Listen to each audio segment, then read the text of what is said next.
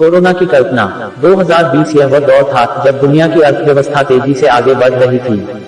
Shopping mall, सिनेमाघर, train, बसों में लोगों की भीड़ लगातार बढ़ रही थी। औद्योगिकीकरण के कारण लोगों को नए नए रोजगार के अवसर मिल रहे थे। 2010 के पहले का दौर और 2020 का दौर, इनमें जमीन आसमान का फर्क था। 2010 के पहले एक आम मजदूर एक साइकिल तक बड़ी मुश्किल से खरीद पाता था। वही मजदूर 2020 में motorcycle, LED TV, fridge, smartphone बड़ी आसानी से खरीदने लगा। 2020 में आम लोगों की जिंदगी बड़ी आसान और सुविधाजनक हो गई थी। यह अर्थव्यवस्था का तेजी का दौर था, औसतन लोग खुश थे। लेकिन 2020 का यह ऐसा दौर था जहां भारत समेत दुनिया के अन्य देश अर्थव्यवस्था की इसी तेजी से बढ़ती रफ्तार से परेशान थे।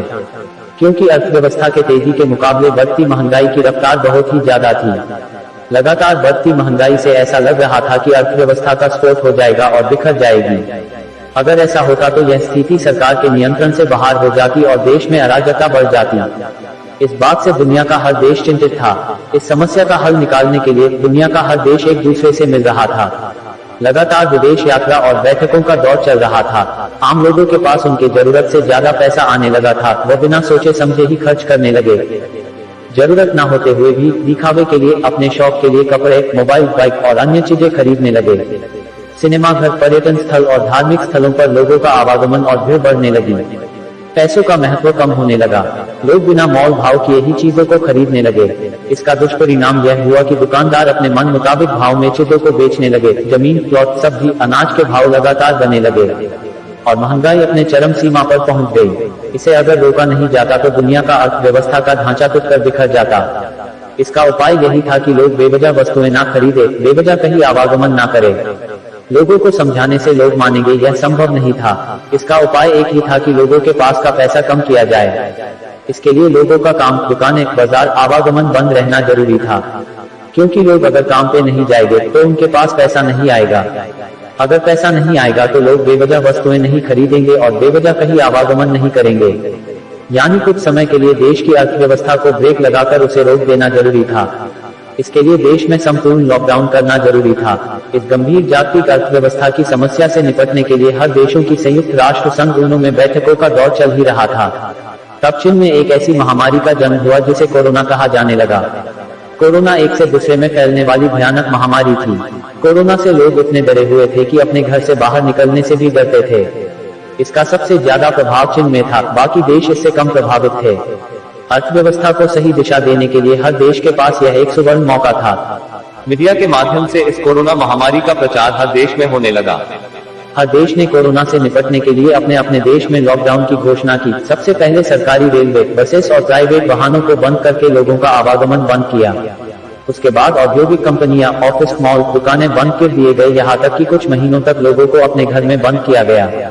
इस प्रकार हर देश ने बढ़ती महंगाई को रोकने के लिए और अर्थव्यवस्था के ढांचे को टूटकर बिखरने से बचाने के लिए कोरोना महामारी के माध्यम से उपाय किए गए। देश की अर्थव्यवस्था में मंदी के बजाय तेजी को अच्छा माना जाता है, लेकिन इसकी एक सीमा होती है। अगर देश की GDP बढ़ने की रफ्तार से महंगाई बढ़ने की रफ्तार बहुत ही ज्यादा है तो इसका बुरा असर देश की अर्थव्यवस्था पर पड़ सकता है। मंदी में अनेक योजनाएं लाकर सरकार आम लोगों को रोजगार या अन्य माध्यमों से उनकी आय बढ़ाकर देश की अर्थव्यवस्था को मंदी से तेजी की ओर ले जा सकती है। लेकिन अगर महंगाई बढ़कर नियंत्रण से बाहर निकल गई तो उसे रोक पाना सरकार के बस में नहीं रहता। उसका दुष्परिणाम यह होता है कि देश में भुखमरी, गरीबी, लूटपाट, क्राइम बढ़ने लगता है। एक प्रकार से देश में अराजकता निर्माण हो जाती है।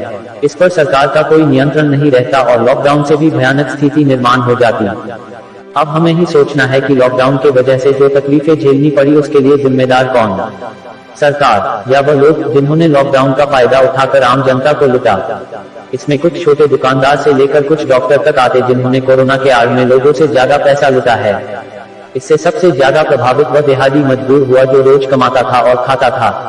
अगर किसी के पास जरूरत से ज्यादा पैसा है तो उसे भविष्य के लिए सुरक्षित रखें, उसे बेवजह दिखावे के लिए खर्च ना करें। अगर आप बैंक में पैसा रख रहे हैं तो वह उद्योग में लगाया पैसा कहलाता है, उससे महंगाई नहीं बढ़ती।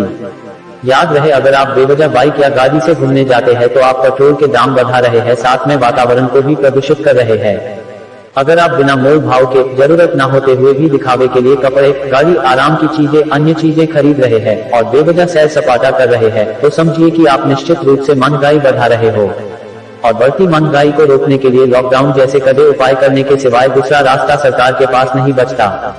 हम जागरूक रहे तो देश में लॉकडाउन जैसी परिस्थितियां निर्माण होने से और उससे होने वाली तकलीफ से बच सकते हैं। खुद जागरूक रहें, दूसरों को भी जागरूक करें और देश की तरक्की में अपना योगदान दे। नोट, यह सब कोरोना पर आधारित एक काल्पनिक कथन है, इसका वास्तविक सत्य से कोई संबंध नहीं है। इसका उद्देश्य सिर्फ देश की अर्थव्यवस्था के बारे में लोगों को जागरूक करना है। जय हिंद।